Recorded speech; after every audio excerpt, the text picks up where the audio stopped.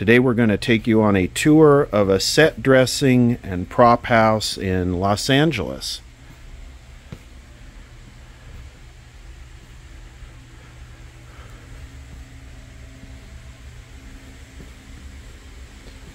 And what are these?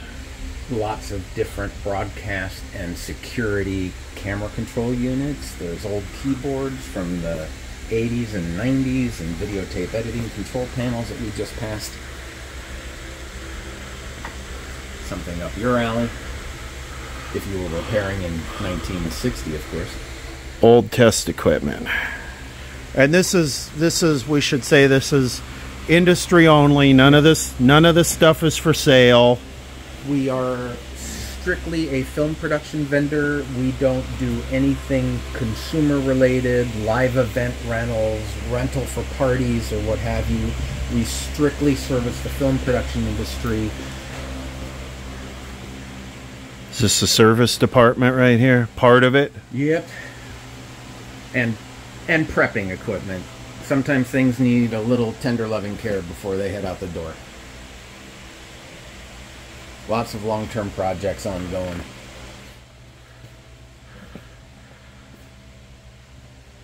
Shall we start here and kind of work our way more RCA, the RCA alignment package?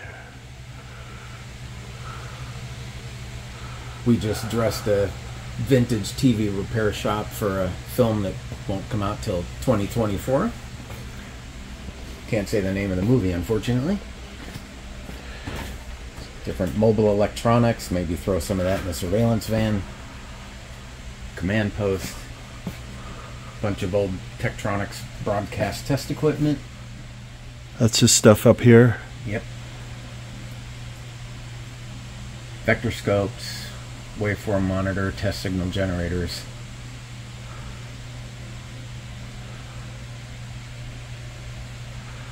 Then a bunch of older 2000 and forward PC computer towers, desktop modules.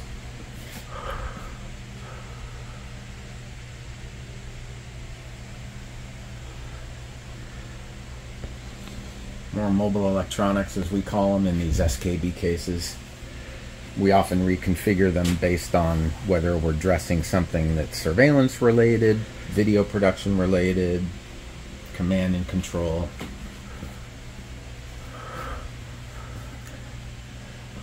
Nice little hacker PC chassis there. It's very hard. There's so much. It's really hard to like video at all. And ooh, tele video. 1985 RS-232 terminals.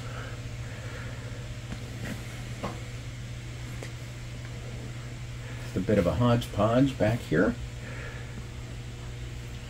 Some period Byte magazines from the 80s.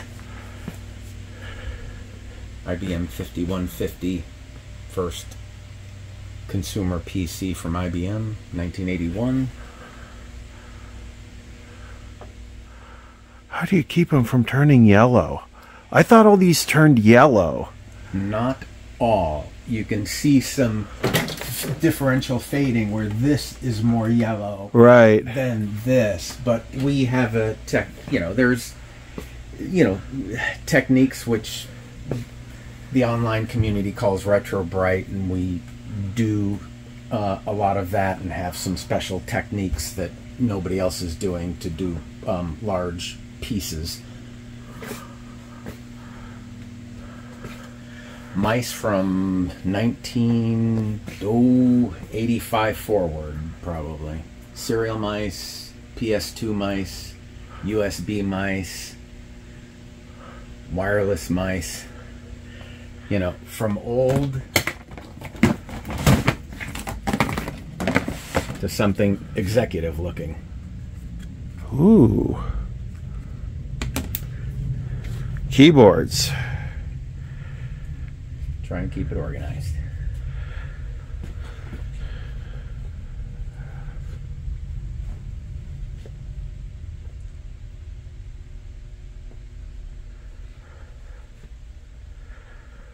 Then we have the flat screens. We're going to get into the vintage televisions later. Lots of flat screens. And then we might want to black out for this. A little personal collection of period vintage police scanners. Realistic, Radio Shack, Bearcat, Sears, Tenatrack, RCA.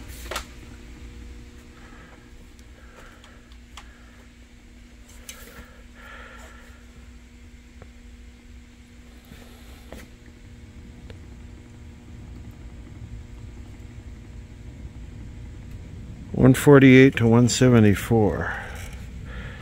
It's like the ham. The old school public service VHF frequency band. Amateur is below 144 megahertz. Right. These are all, majority of these are crystal sets, so you'd order crystals based on the particular manufacturer's specifications. There's a couple programmable sets in here that were past the crystal era. Ooh. Some Motorola stuff. Some professional public service Motorola stuff. Yeah. A couple more current Bearcat scanners.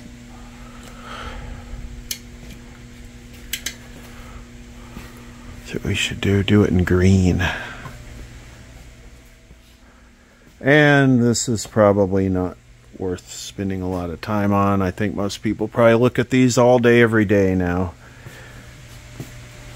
But we can do multiple quantities of computer LCD monitors from the 2000s forward. So if a project is set in 2005, 2010, 2015, we can supply quantities of whatever time period the production might require.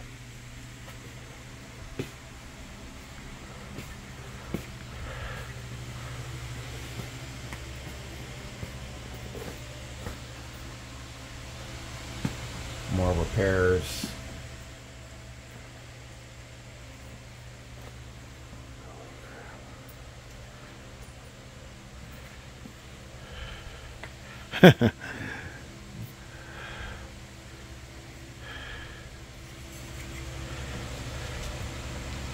Years of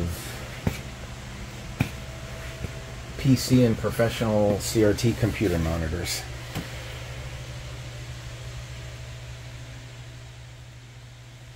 Yeah. Years ago, these were all just, the e-waste places were just filled with these.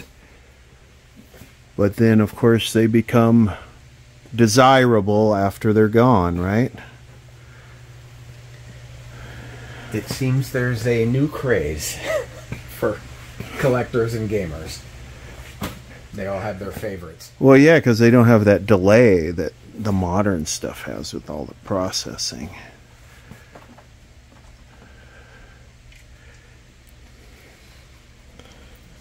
I don't know.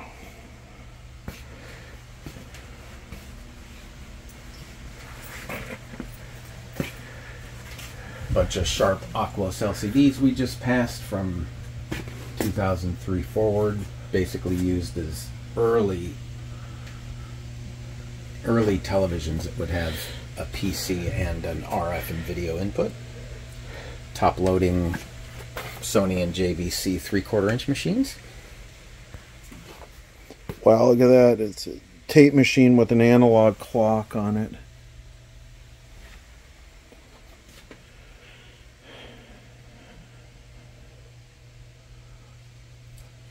Should I bring up what's going on with the unions right now? Oh, God, no. No? We're on strike. That's why people have time for a tour. Not we're on strike, but WGA and SAG, of course. I think a lot of people don't understand the ripple effect, how big this industry is, and you know, from this stuff to catering to. There are literally hundreds, if not close to 1,000 or more, just vendors, companies, service people related to film production. There's dry cleaners that take costume wardrobe overnight, clean it, and return it back to the wardrobe department, before the crack of dawn. And yes, caterers, lumber yards, all the specialized rental companies and vendors that supply things to film production. And the biggest impact is tens of thousands of craftspeople that are not working. Right. Sound union, lighting, grip, camera, musicians, whether you're connected to production or post-production, the entire industry's come to pretty much a screeching halt, except for shows that are currently in post-production. There's some feature films that are in post-production. Feature films shoot globally. Most of the post-production work takes place in Los Angeles, and the VFX vendors and the scoring stages may be out of the country, but again, most of that is internally to the U.S. Right. Yeah, such a ripple effect. People just think, oh, people acting in front of a camera, and they never stop to think of everything that's behind that, Not to mention all the locations that would rent out, Location fees for a restaurant or a private business that's renting out to a film production is very good money. Oh yeah. Very good. When I worked in the nightclub, we would often rent to big productions, big site location, and I was always the site rep, the hired site rep, because I knew where everything was, and it was a solid check. So we looked forward to that. We are in what we call our 90s aisle, which, consumer televisions were basically black plastic. These are CRT ceiling and wall mounts. Right. May have been used in classrooms, studios, even bars and different facilities. Right. Up here on top, trying to...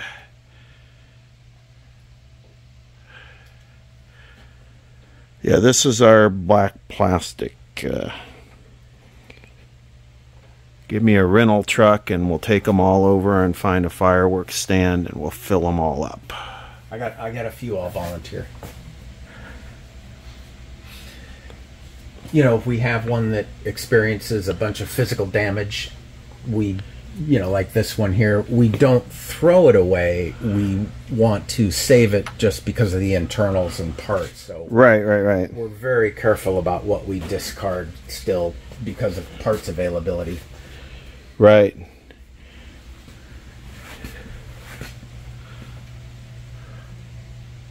And again, some productions are very specific about the age of anything that goes on a set, and that usually comes from the production designer. It's, we're doing a film set in 1983. We don't want a 1984 television. We want something that's either year appropriate or that would have been a few years before. So with the size of the inventory, we're able to get very specific to requests that come in like that. Some shows are very flexible when it comes to that stuff, but a lot are not. Maybe you can talk about the 24 frame per second thing a little bit.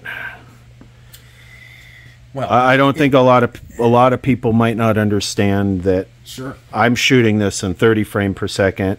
Broadcast television is basically 30 frame per second in the United States. So since the beginning of monochrome television, post World War II, and the transition to color in '53, the United States and North America has been 30 frames per second. Technically, it's 29.97 when the transition to color happened. Film production, since the early 1900s, has basically been shot on film at 24 frames per second. So when it comes to rephotographing an image on a CRT monitor, whether that's a television or a computer monitor, The only way to get a perfect image photographed by a film camera is to create content and send a 24 frame custom computer or composite video signal to that TV to get an absolute perfect image on the TV. Prior to 24 frame, one example is the movie Videodrome, where there's techniques that a film camera can use to minimize the difference in frame rates. There's mechanical shutters that rotate in front of the film plane, and they can reduce the shutter angle to reduce the exposure time to the film plane. It's not a perfect solution, but it still gets used occasionally when productions don't have the money to spend on a specialist or special equipment. So there is in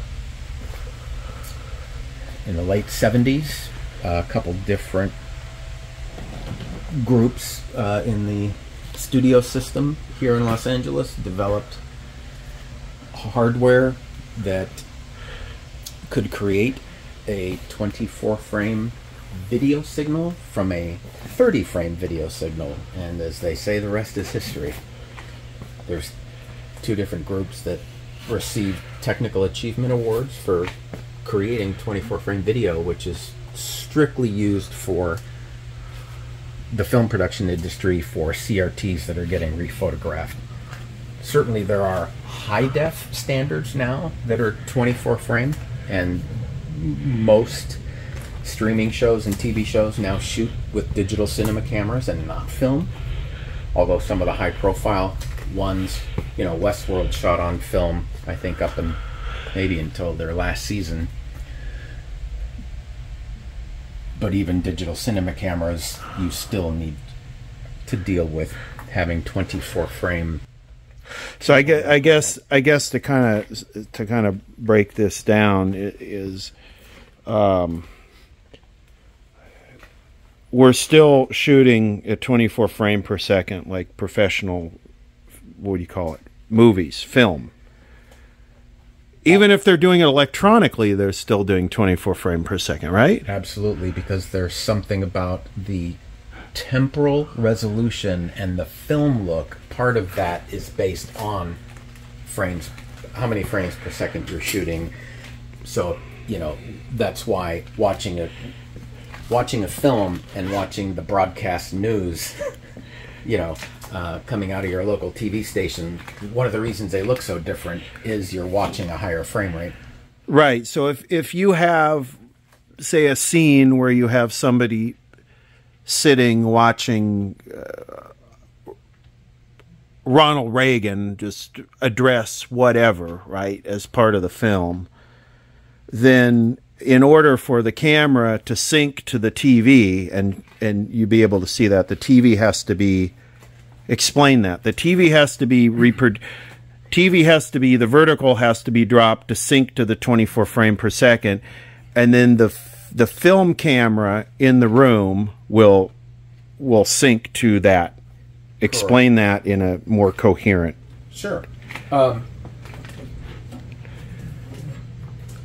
Until the analog circuit design used in televisions up until the 90s, a vertical hold control. The vertical hold control is actually changing the vertical oscillator frequency. So we go in and modify the analog circuits to maybe increase the range of the vertical hold, and then resize the vertical height of the picture to get the TV to properly display a 24 frame signal.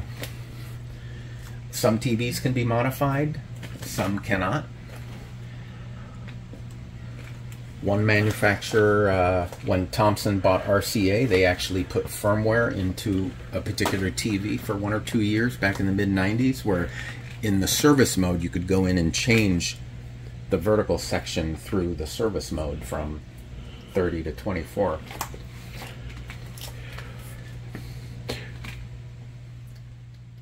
So give me a rundown on how that would work, if you would.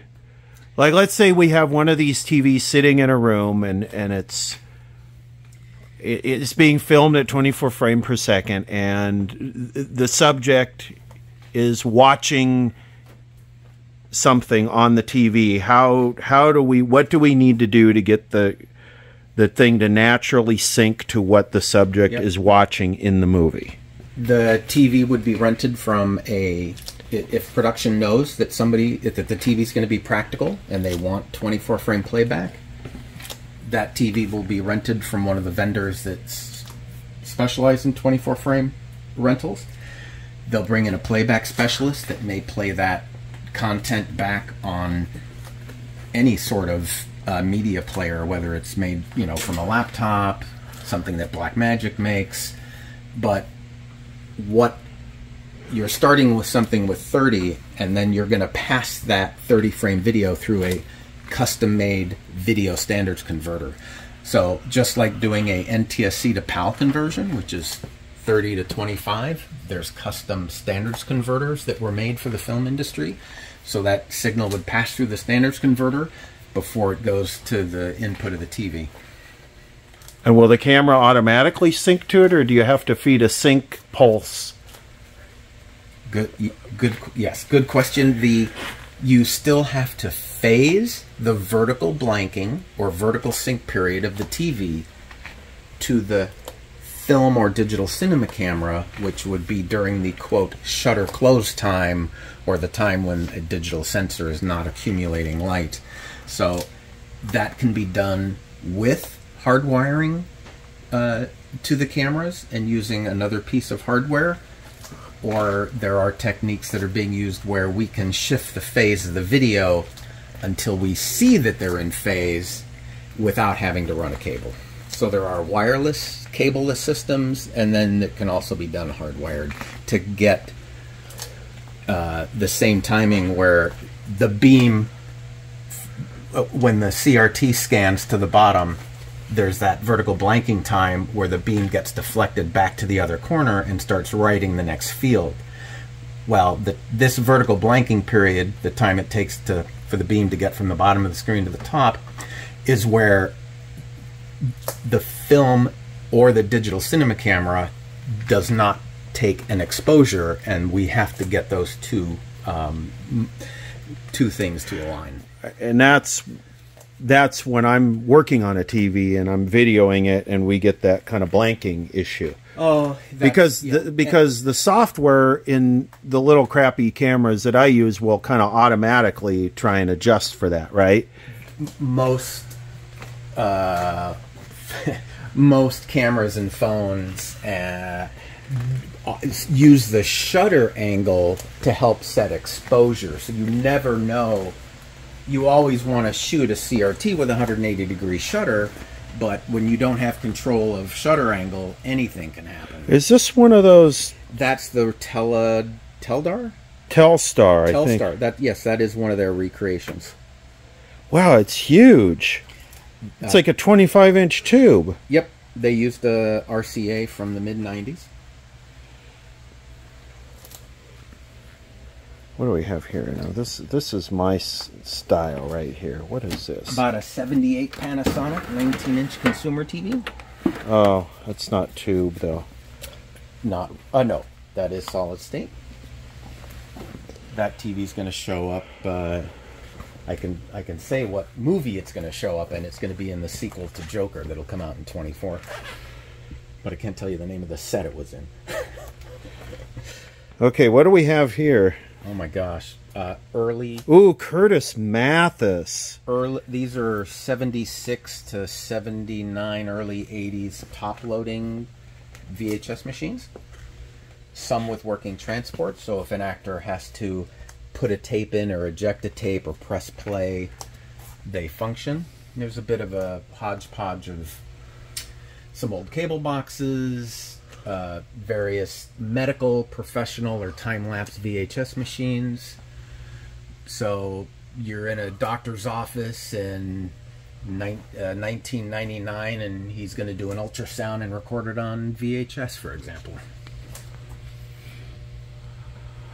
When people watch a movie, they just don't think about that. They don't think about all that. They get caught in the moment, and it's all right, and they don't realize what it took to make that happen. Almost any set that's built for film production, everything in that set has been bought or rented. Yeah. Oh, what do we have here? This is kind of nice.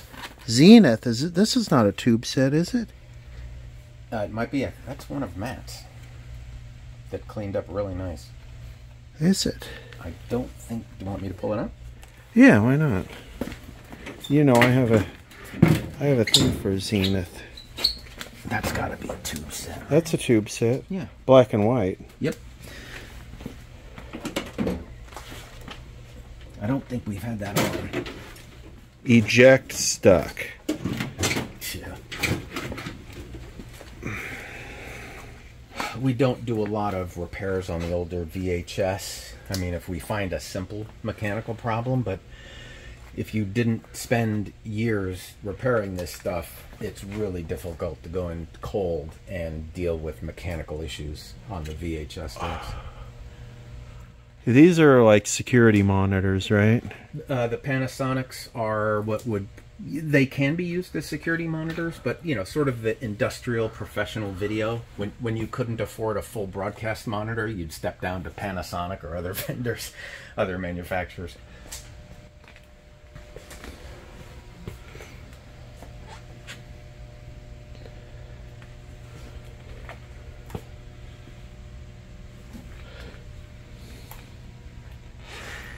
I think this has got me beat. I think this has got more TVs than I do.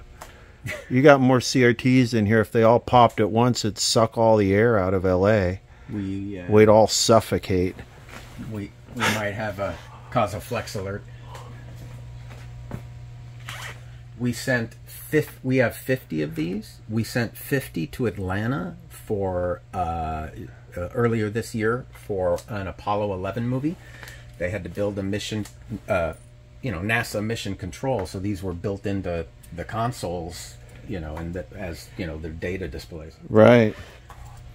You might say, "Oh, isn't it cheaper to get 9-inch LCDs and build them in?" But the cost of buying. Did they work? Absolutely. Everyone. We sent 72 monitors in total.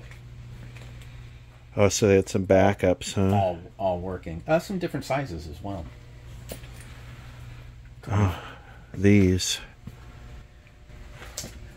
Mid-80s, Sony broadcast. Sorry about the reflection. I'm trying, but there's too much glass in here, and I can't. I should be above all this with my light, and I'm below it. Now into, some security or data monitors. 9-inch black and white security monitors. So if we do a security desk for late 80s to, mid to late 90s, and we need 8 9-inch working security monitors. Boom.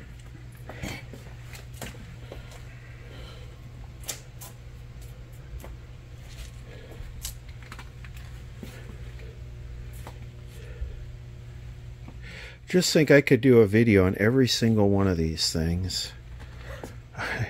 It would take me the rest of my life times 5, but ooh, look at that.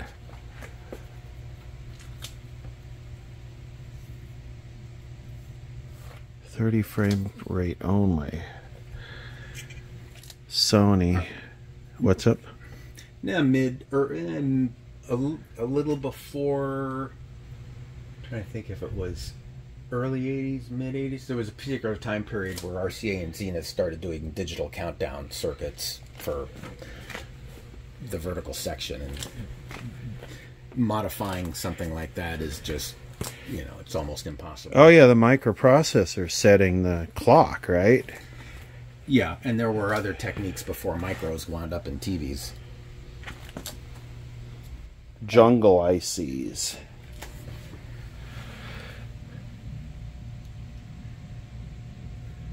Pelco's an actual security monitor.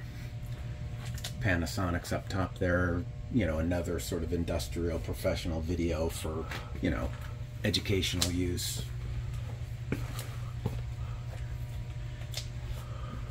And the AG500s from Panasonic. So, you know, salesmen would run around with these, you know, carry it into a... Oh, yeah, look at that. It's got a VHS play. Carry it into a, you know, conference room and give their little presentation on video before, you know, projectors and large screens were... That's color, huh? Absolutely, yeah. Wow. They have they also have a composite video external input, which we would use to make them practical. And those will do 24? Yep. Old enough. Right. This is what we look for right here. That's the key. It doesn't guarantee it'll go, but the possibility that can be modified. Ooh, all channel television. And this Sony here is starting to form cataract. That's interesting. So again, we're just holding on to that for parts, possibly. Hey, sometimes somebody might want a set with cataract. You never know.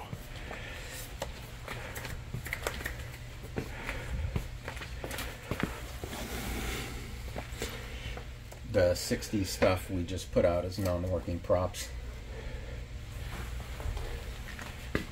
Too unreliable, huh? You can't... yeah, and usually the tubes have so many hours, it doesn't make a great picture anyway.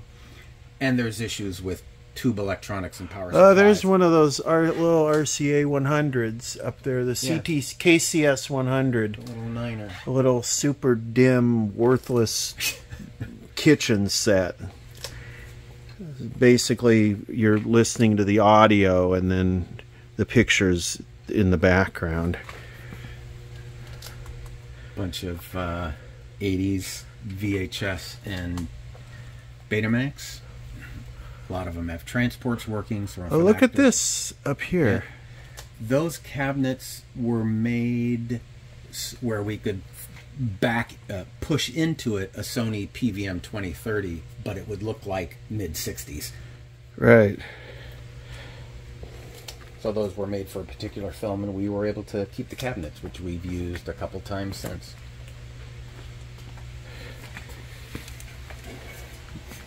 You gonna go down the narrow aisle? How about we do the... Or go over to Vintage Land? We'll go into Vintage Land, and then we'll... You're gonna want to cut, right? Or maybe, we're gonna go all the way around the way we came. Maybe not. Do we want to? Do you want to go? I don't know if it can get through there. No. We'll have to go around. Well.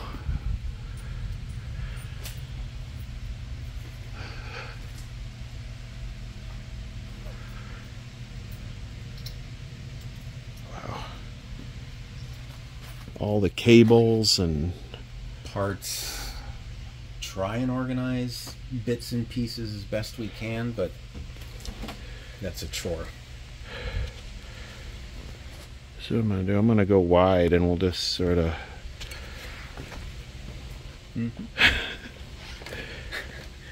A quick review. A quick review. Aisle to aisle.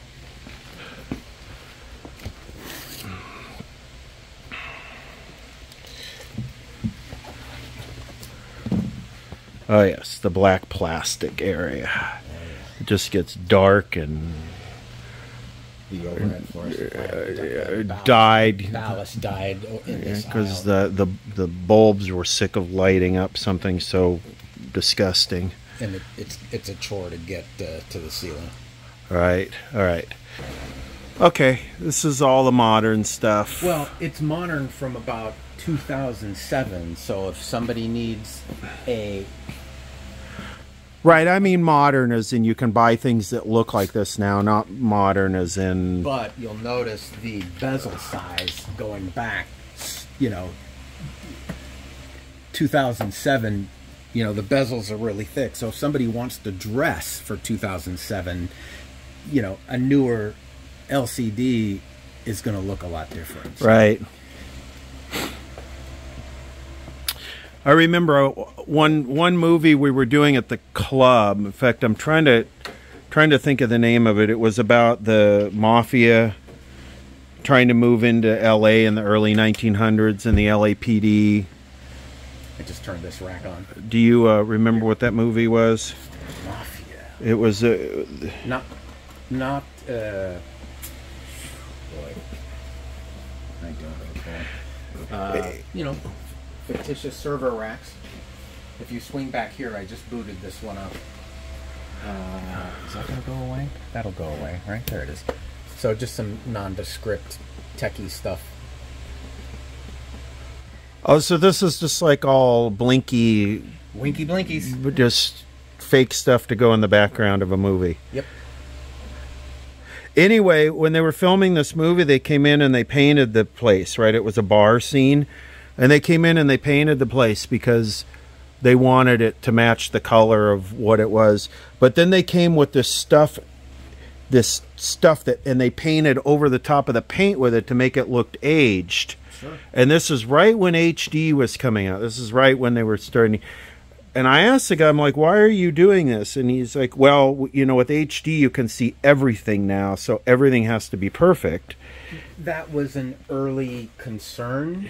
Things have changed with the camera tech and people's expectations, so pretty much stuff is being, you know, the set painting and details, you know, if you're on a big enough project, or you're still... Is this real, or is this like something... That is a fake artwork, and there is a 27-inch Philips TV in there. So that... Punky Pong. What the hell? Well, you can't... Sometimes you... No, can't, I know. Because you can't get clearance. I know. So all three of these are, you know, some production, you know, through legal and clearances, you know, was able to clear the name, and then they designed the artwork. Extreme conflict. You just... I think all of those have 27 or 20-inch CRT. And do they do anything when you plug them in? Nope, not unless you've got some nondescript content. We actually... Oh, it's just the TV and you feed in video. Absolutely. Okay. Yeah, they're non-functional as far as the game console. Got it. So you feed it in just composite video, yep. Whatever you want. Yep. We actually made... we contracted with a graphic artist. We actually have this game as a 4x3, you know, 30-second element that can loop. How old is this? Because I don't know if this would fly in this modern, woke, sensitive... No, this would... This is a little bit... mid-90s console. Right. Look at how racy this image is. I mean, people would be offended by this. This is like trigger territory right here.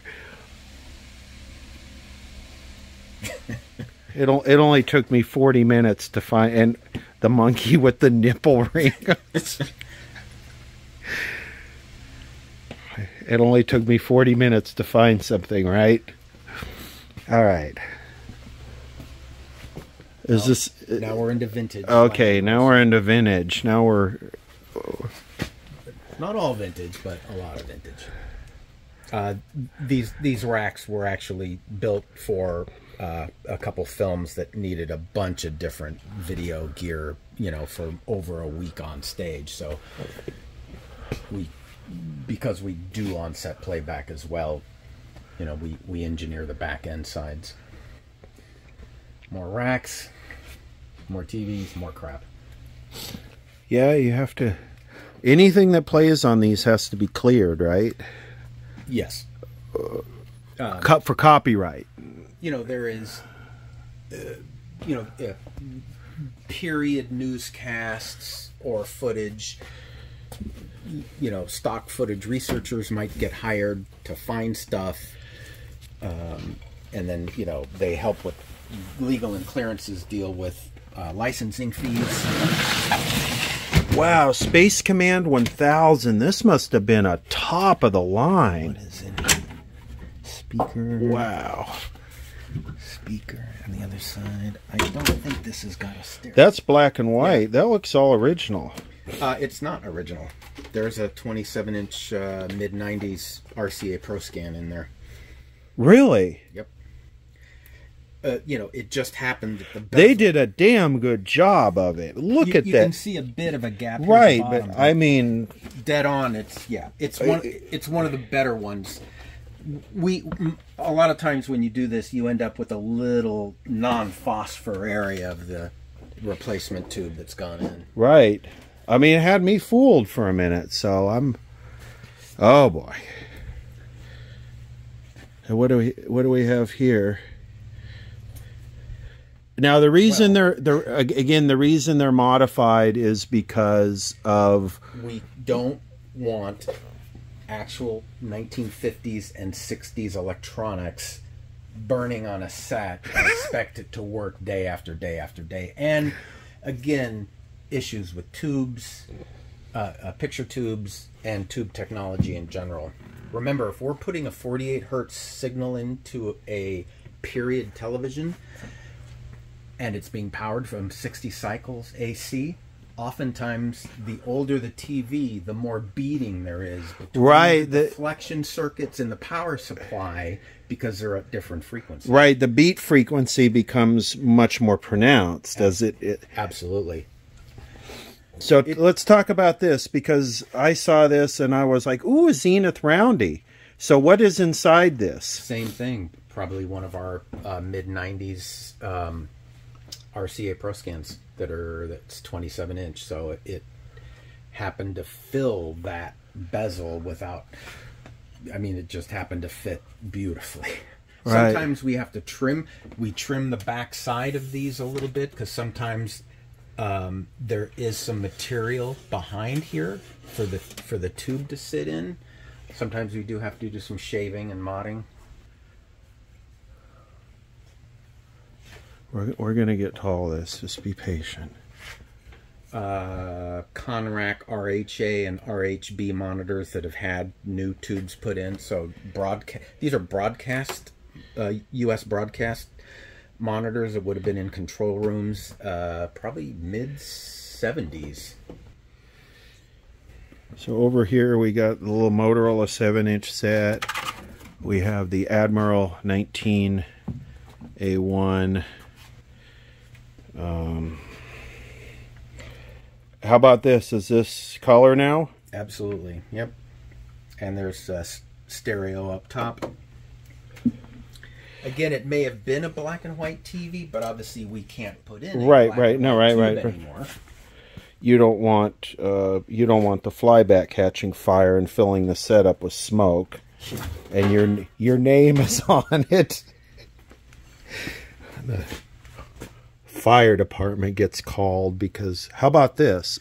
That has been untouched. Okay. That is an original picture tube, obviously black and white. We got some old Apple stuff here. Some like 83.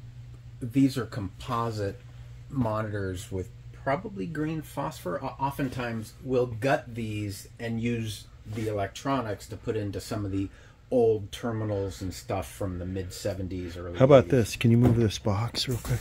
Empty box. Ooh, what do we have? Ooh, an RCA. This looks like it's tube. Vacuum tube. I can't remember it. I don't think that's original either. New Vista.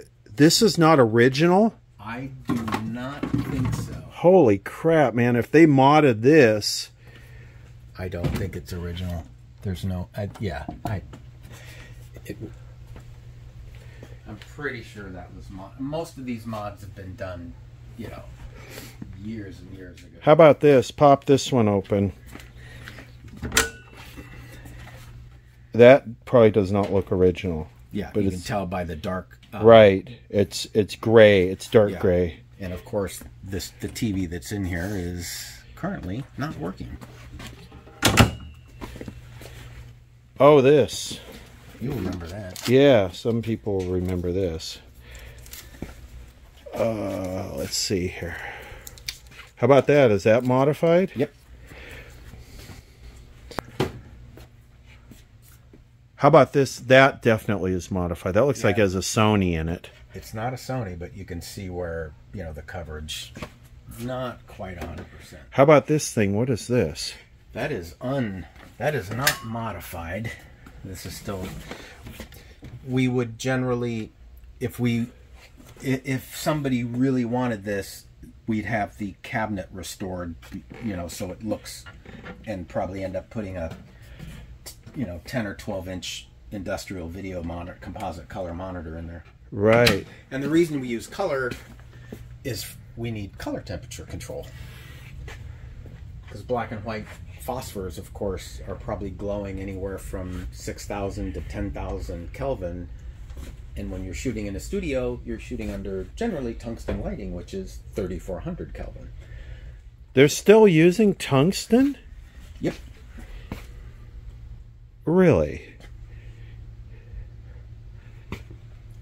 In a lot of professional lighting that's LED now, you have full color temperature range, you know, below 3,000 all the way up past daylight. Okay, so this... That little guy is original. Okay. Boy, is that hideous. Very. It kind of goes with that Zenith Allegro. Zenith had this Allegro series.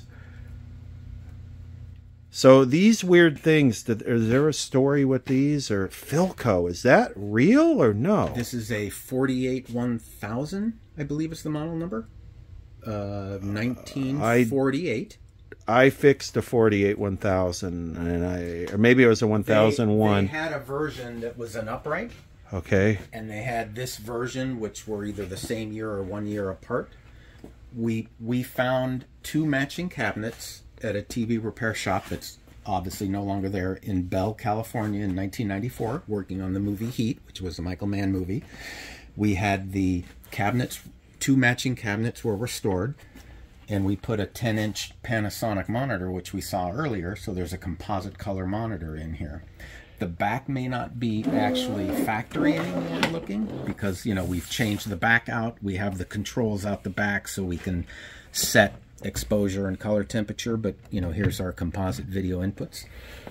And does it say what monitor is in here? 1947 Philco. What does that say? Oh, Philco, it doesn't have the model number of the 10-inch Panasonic. Yes. Yep, that's what's in there. No remote. I think we had this used, I think this might have been in the film Good Night, Good Luck. So is this the same thing? It's modified with updated... Yep. And then we have a third one, the third empty one that we just found online or something, but it hasn't been restored. Oh, this thing. Okay. Talk about this. I think that's 1964 half-inch open reel videotape recorder,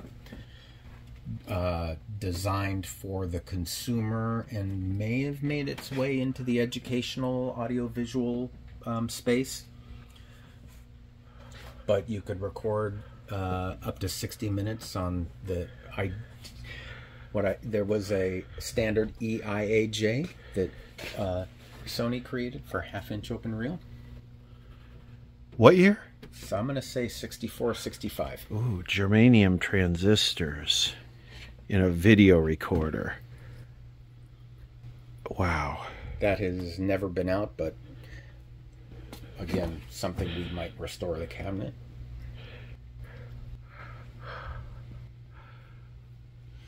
Everything up top is pretty much gutted. There's no we have just saved a bunch of cabinets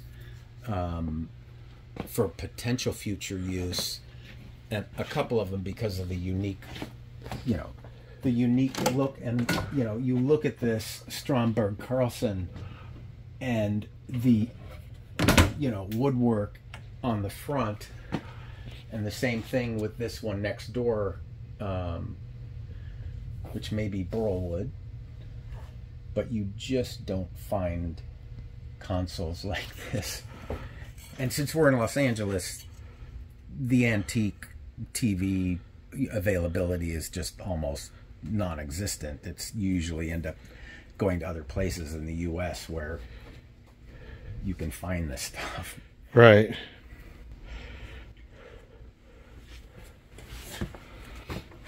Oh, here we have another Zenith. Yep, and again, you can see the coverage is not quite perfect. Most people don't know or don't care. They just think it's natural for the TV. Right. Some the top, the TVs with the twin knobs, those cabinets were remanufactured, and I believe those TVs were used in the film Pleasantville. There's actually a 14-inch Pelco security monitor in there. Those are like Zenith bug eyes. Right, They're like a smaller version of the Zenith bug eye. That was patterned after an existing set, and the production just needed enough that they paid to have the cabinets made, and then we installed the TVs. Oh, how about this thing? Is this... What a beast. Oh, another modified. Definitely. And that's an RCA. Is that an RCA or some store brand? RCA. Okay. And there's probably a stereo in there up top. This cabinet, unfortunately, was painted. I think this might have been used on the Liberace film. Let's see what's in here.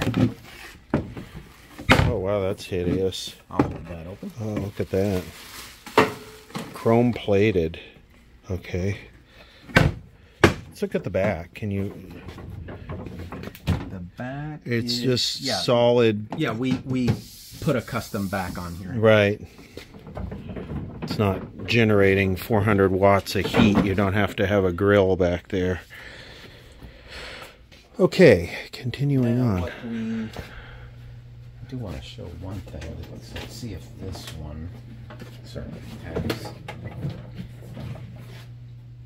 Here's a modified back where we actually put in a hard, because the color tube is much deeper than the black and white tube that was in here, we have a wood structure and a hard custom-made wood cover, because when these guys, you know, when crews are moving this stuff around and they're going through a door jam, you know, most consumer TVs just have, you know, a little piece of fiberglass. This is what you need. That's what you need if you're going to send a TV via U-ship. You need that. Yeah, I'm serious. We don't use U-ship, but well, I'm just saying I have, and they've necked. I tell them, do not let the back of this bump on anything in the truck. Well, they don't pay attention to that, and camera, old Betacam. We have a couple of the 77 Zeniths that have been modified. We have, I think, 3 of those that match. Modified how? Oh, again, for frame rate. I think we pulled the guts and put another TV in. Yep.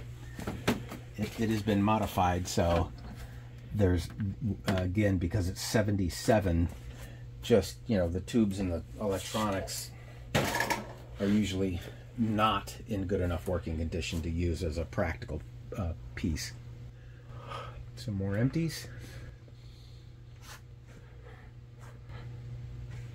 Yeah, reliability is very, very important with this stuff. It's not something you're using at home or to show your friends. This has to be reliable. So again, a couple cabinets, Philco's, looks late 40s. Again, we haven't done anything with these, but we would eventually... These are like the 48 1001 that I did. Okay. Mine was rotten, though. Right. We'd probably have these eventually restore the cabinets so they look absolutely new, and again, a 10-inch monitor would go inside, and hopefully somewhere we have all the knobs stashed. A lot of the older LCD storage.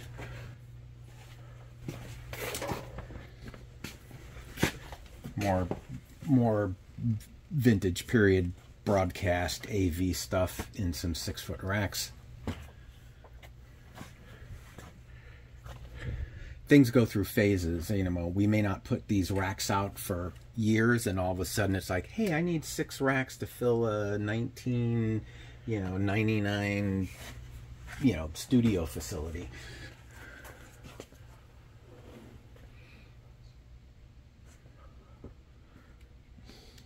That's a 36-inch RCA right there. In fact, there's one facing us. They are beasts. Oh, look at this. I almost just... Oh, yeah. This is the same remanufactured. Right, the Telstar. Yeah. So again, anybody who knows can see that the tube and corner shape is different. Yeah, you can see the lines in the CRT. I mean, they did a fantastic job. That's strapped. It's just like twice as big, though, as the thing from the original. Well, there were two different size screens, as far as I know, that were used. Why'd they quit making them? It was probably near the end of the CRT era that. Yeah, we'll have to go around. More LCD desktop computer monitors from the early mid 2000s. So yeah, stuff that doesn't go out often is usually buried for waiting its turn. Because you can't predict in this business when something's going to be needed. We also have a large quantity of contemporary flat screen LCD TVs up to 75-inch that live in huge gray cases. So a lot of our rentals are also very contemporary, for a home, a conference room. Agile Omni. Again, old broadcast satellite stuff. Intercoms, waveform vector, audio EQ.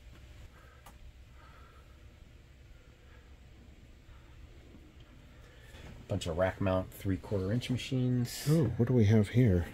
What did we gut those from? This was gutted from an old Tektronix, some test receiver. I just thought it was interesting looking stuff. Yeah, like, those to build some sort of prop out of damn cans, man. Those cavity cans Yep. for. Oh wow! Look at this. Talk about a little warning, because the center of gravity is so far forward. If somebody pulls this rack from the front, crunch. It the casters can't keep up with the weight differential front or back. Wow, look at this.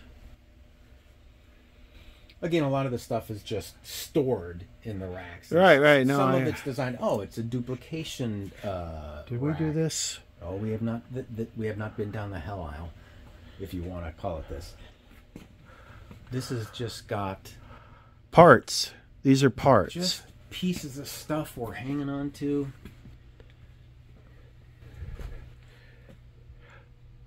Because you know what happens. The minute you throw it away, someone will contact you and say, "Oh, I need this, I need this, I need this. I don't care how much it costs, I need it." Right. Well, we are due for a purge.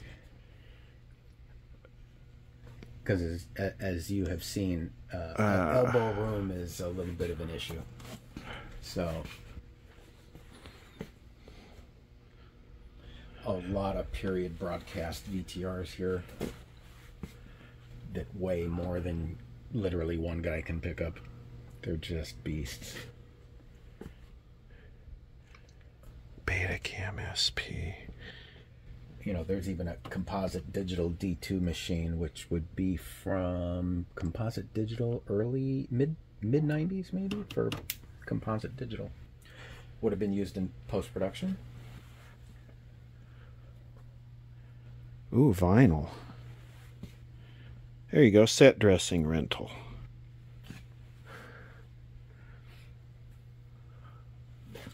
A little bit of everything. I remember these things. I think I had one of these in high school. We had one of these. It controlled That's probably mid 80s.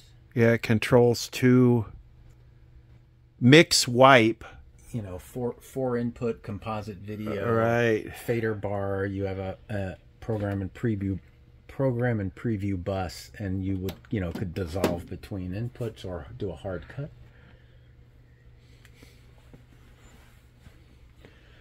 We're currently restoring a bunch of these 83 Sonys.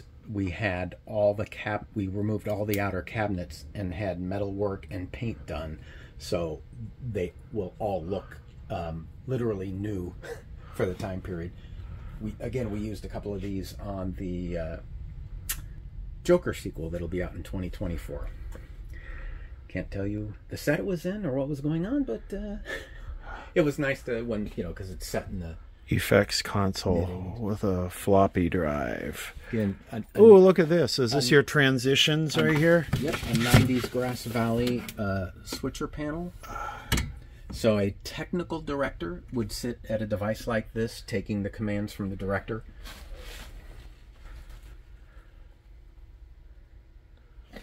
So this is a 2 mix effects switcher. You know what I always wondered? Something like the Super Bowl where they supposedly have like 600 cameras. Who the hell is watching all of that and directing that and processing all of that so quick? Those events are planned literally as soon as one is finished. They start planning for the next one. It is highly organized and very well scripted. And you know, there's cameras everywhere for you know, they have a different producer, director for pregame. There'll be a team for game. And yes, there will be cameras everywhere. So it's not one guy looking at 600 cameras screaming at the other guy to go here, go there. No. I mean, all the camera positions pretty much know what their coverage areas are supposed to be and what shots they're responsible for. Right. And then the guys that are flying the overhead cable cams is, you know, part of that mix as well.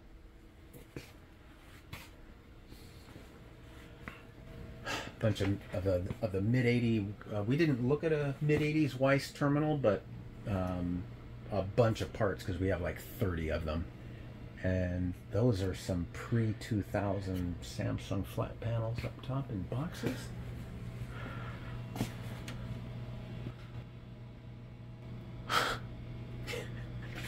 It just keeps on going. A little collection of mostly black and whites, a couple colors thrown in there. Just put these in a corner of the building. Didn't really have a specific spot. We're still need to go through a lot of these and evaluate them to see what issues they may have. RCA, Zenith, Panasonic, Hitachi, Toshiba, GE. Most of the cabinets are in fairly good condition, but these are the kind of projects, you know, we don't have a lot of time for, so more of the personal collection. Usually on a weekend, you know, maybe some evening, it's like, oh, let's fire up a couple. You know, usually it's cleaning tuners, cleaning pots, setting focus, giving it a good whack, seeing what intermittence there might be.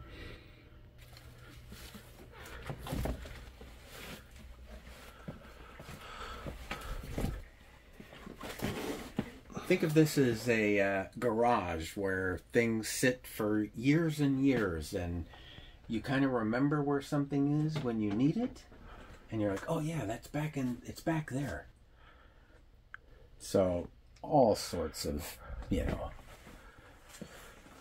period vintage pieces, a lot of parts storage. If you tilt down, you'll see an old Ikegami 79E that I bought from the widow of a KTLA engineer. Wow, KTLA 5 News. Yep. She was getting rid of a bunch of cameras he had collected. Lots of repairs and parts. This room used to get used a lot, but now it's kind of become the lost child. Mid Sony's camera where the zoom motor failed, so one of these. Recognize a Leader 396 generator. Oh yes. And of course, don't forget the little library of tips and little educational materials. Nuts, bolts. Those like RCA correspondence books. Just because we deal with vintage materials, you know, we've bought these online just as period research. Right. Sometimes art departments want to see pictures and what really happened back then. So, you know, we can be a little source, although pretty much that's all available online, but you have to dig for it sometimes.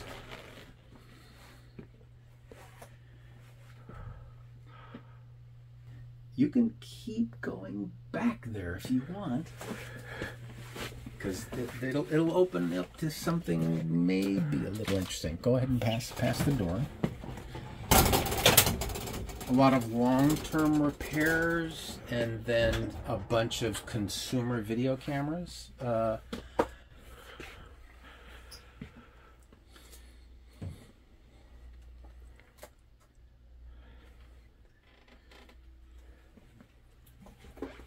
Bunch of surveillance camera stuff, lenses, older Sony professional cameras and pieces. There's a bunch on the floor down there. Not a well-kept area, but fun to take a peek at.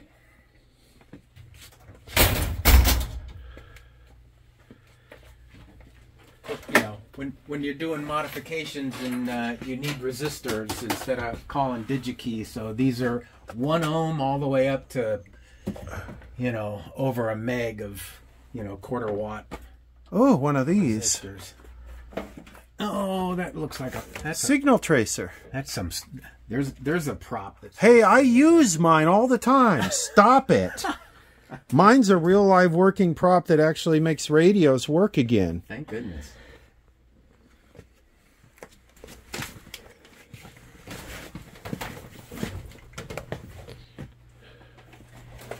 This is like the carcass department. Definitely.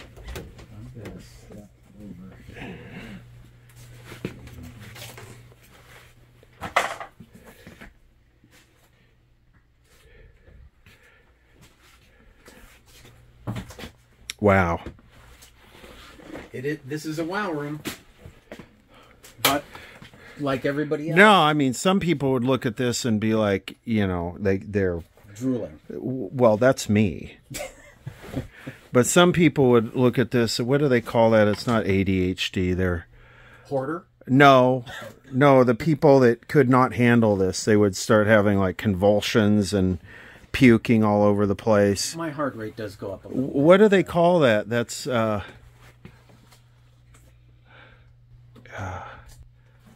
at a loss for words. It's they cannot handle the this is actually, things being unorganized. And this is actually a device we built for the video assist industry, digital disc recorders that would record composite video and play it back for the directors.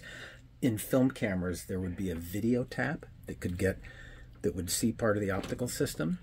So video assist operators would record and play back for the directors a black and white image of what the film camera just shot. Oh, wow. A lot of industrial Sony stuff, cables, cameras. There's a collection of old broadcast, generally mid-range, you know, Hitachi, JVC. There are prop houses that actually have a lot of this stuff, but we had collected a bunch to look at actually having something practical that if they wanted to actually record something on a camera of the time period, which we do a lot of actually.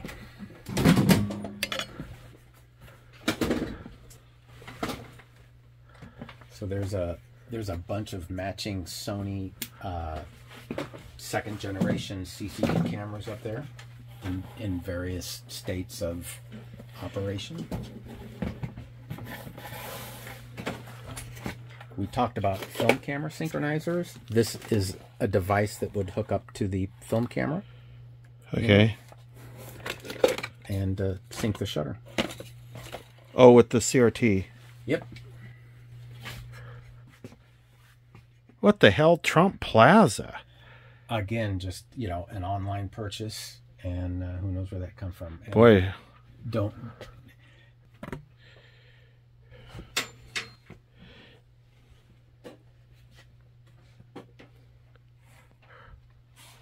OCD.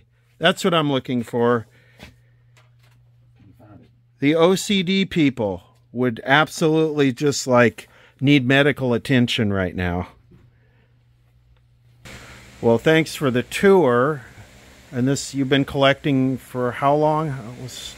Everything you've seen is basically a nearly 40-year of collecting and curating, restoring, repairing, and trying to keep it running. And this is we should say this is industry only. None of this stuff is for sale. We are strictly a film production vendor. We don't do anything consumer related, live event rentals, rental for parties or what have you. We strictly service the film production industry, especially when it comes to the vintage and period stuff, because they know how to handle things.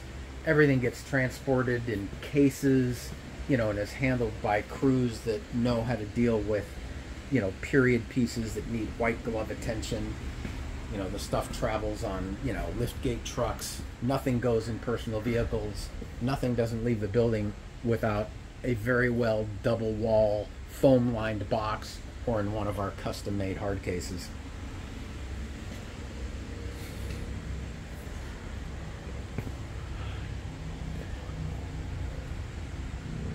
Lots of foam and packing. Oh yeah. We have a whole packing department just to protect this stuff. Absolutely. The issue for us is we take extraordinarily care in boxing and padding, but when stuff gets returned, things are usually a little more rushed and we're not in control. So that's where sometimes accidents and what we call L&D or loss and damage can occur. Well, thanks for the tour, and we'll end it where we started. There you go. Should I ask where, how, why? Well, Fry's Electronics in Burbank went out of business, and they had an auction for almost a month, getting rid of all sorts of appliances, furniture, and trinkets in their store. So, since having shopped there for 25 years, I bought this sign. Why not?